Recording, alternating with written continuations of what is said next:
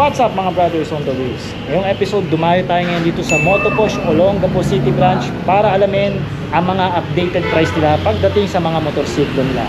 Kaya mga brothers, kung interested kayo malaman ng presyuhan nila ngayong taon 2024, sama na kayo. Let's go!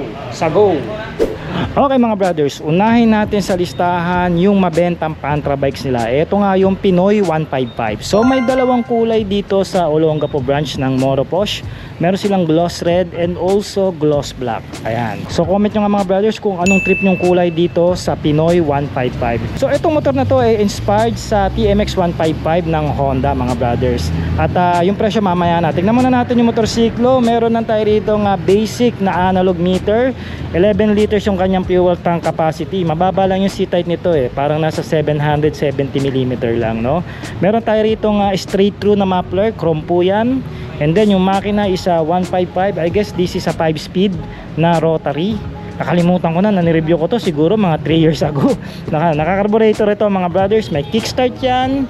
At ang ilaw natin is very conventional, no? Naka-valve type lang tayo, no? Front telescopic fork. Yung shock natin nakaporma na para lagyan ng sidecar dahil dalawang pares, no? Drum brake harap at likod dahil Pantra bikes. Yan na naman. So kung ano yung basic, no? Tsaka itong motor na to pwede nyong gawing pang service, pang araw-araw. Sigurado napakatipid nito. And until now, ito pa rin daw yung mabenta sa Pantra bikes ng Motoposh. Ito nga yung Pinoy 155. So sa presyo mga brothers, ngayon meron siyang cash price na 46,000 pesos.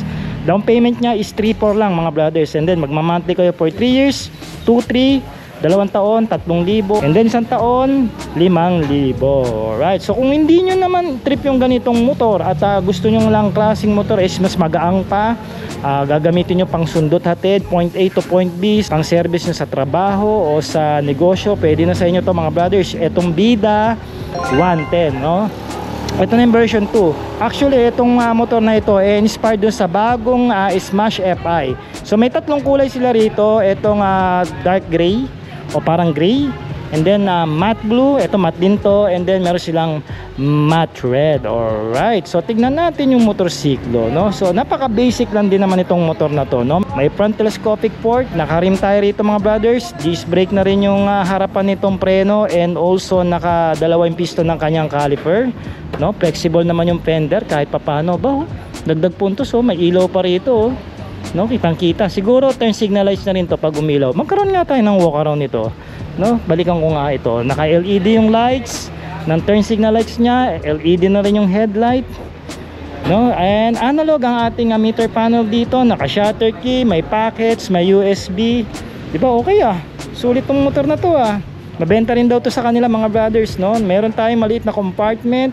And then around 4 liters ata ang gas tank natin dito. Hindi ko pa na-confirm, kaya hintayin nyo ang ating walk around review.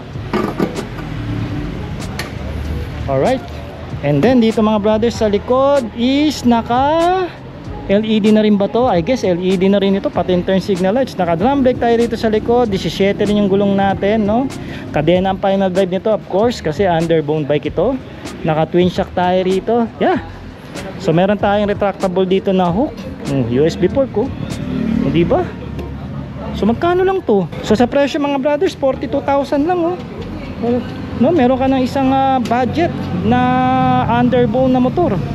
Diba? So wala itong down payment. Naka-promo to ngayon mga brothers. Tapos monthly niya for 3 years, 2,300, 2 years, 3,000, 1 year, 5,000. And then yung rebate nila, 200 yan mga brothers, no? And then yung kanilang bagong labas na scooter, eto, in-MSR na ni Lark. Ayan, so eto yung mga brothers, yung version na 3 nila na Evo 150. Eto siya mga brothers. Actually ito more on inspired dito sa Honda Click. Ayan, napakaganda ng kulay. 5 kulay daw meron ito gray, red, blue, gloss white, gloss red, no? Ito kasi puro matte to So isang kulay lang meron sila ngayon dito. Ang kagandahan dito mga brothers, naka combi brake system na to. Disc brake yung harap, drum brake yung likod. Naka 150cc yung kanyang makina. And then this is the GY6 engine kasi may kickstart pa tayo rito. Alright. So maganda rin naman dito sa underseat compartment, meron ka ng large storage. And then around 4 liters yung kanyang fuel tank capacity. Grab bar natin dito, solid na bakal. no? Meron tayong packets, di ba, mga basic. So hintayin nyo yung ating walk around review. Naka digital meter na rin to, no? Di ba, saan ka pa, no? Tapos ang switches niya, talagang inspired sa Honda, di ba? I guess ito yung tatawagin nating budget Honda Click ng Motoposh, no? Naka park lock na rin yan. All LED lights ang kanyang function, no? Daytime running lights, di ba? Saan ka pa? Tapos may presyo lang ito mga brothers na 59,500 pesos. Ngayon magdi-DP ka lang ng 4,700, then magma-monthly ka ng 3,100 for 3 years, 2 years na 4,000, then 12 months niya is 6,000, and then rebate 200 pesos pa rin. Alright, and also mga brothers, sa maghahanap ng Motoposh Evo Deluxe 150, ito po siya ngayon. So wala silang stock dito. So sinearch ko lang sa Facebook page nila. May down payment daw ito na 8,500 ngayon mga brothers on the wheels, and then ang monthly niya is 7,300 for 1 year, 24 months naman is 4,400, for 3 years is 3,400, almost 3,500 na rin. Ayan, so pwede nyo naman din orderin kung sakaling gusto nyo tong scooter na ito. More on NMAX inspired dito, naka camel back seats siya, naka wireless key na rin yan, may alarm din yan, yon, mga digital meter and so on. Alright mga brothers, natapos na nga natin ang price update natin dito sa Motoposh. Comment nyo naman kung anong masasabi nyo sa presyuhan nila ngayon, kung sulit pa ba, at yung mga features ng mga motor nila, pag-usapan natin yan sa comment section, no? So ano-ano pa ba mga brothers ang gusto nyo i-moto canvas natin, no? Dito sa ating serye, i-comment nyo na rin yan. So yung mga requirements mga brothers, pakita natin dyan kung sakaling kukunin nyo ng terms yung mga motorsiklo nila, no? And also yung address nitong Motoposh Olongapo City, pakita na rin natin dyan para sa mga brothers on the wheels natin na taga dito sa Olongapo. So mga brothers, paano? Ako nga po pala si Art. Ride safe and cheers!